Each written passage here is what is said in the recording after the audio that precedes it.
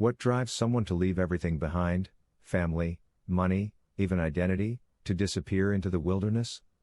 This is the haunting true story of Chris McCandless, the young man behind Into the Wild. In 1990, Chris McCandless seemed to have it all. He had just graduated from Emory University, came from a well-off family, and had a promising future ahead of him. But inside, Chris felt restless. He was disillusioned with modern society, its materialism, its expectations, its rules. He wanted something more. Something pure. So, instead of following the path laid out for him, Chris gave away his savings, abandoned his car, and even cut ties with his family. He adopted a new name, Alexander Supertramp, and began a journey across America in search of freedom and truth. For 2 years, he wandered. He kayaked down the Colorado River, worked odd jobs, and met strangers who remembered him as intelligent, kind, and deeply idealistic.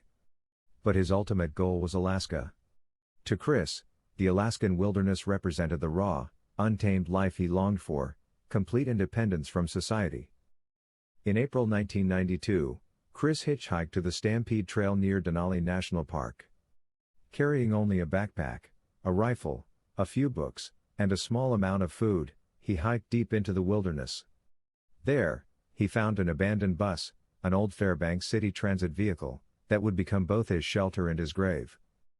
At first, Chris thrived. He hunted small animals, foraged for plants, and kept a detailed journal.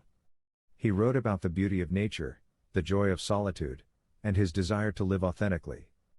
But as weeks turned into months, the harsh reality of isolation set in.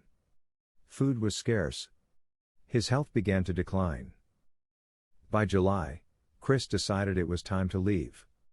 But when he reached the river he had crossed earlier in the spring, he found it transformed by snowmelt into a raging torrent. He was trapped. With no way out, he returned to the bus. Weakened and starving, Chris continued writing in his journal. His entries grew shorter, more desperate. In August 1992, after 113 days in the wilderness, he made his final notes.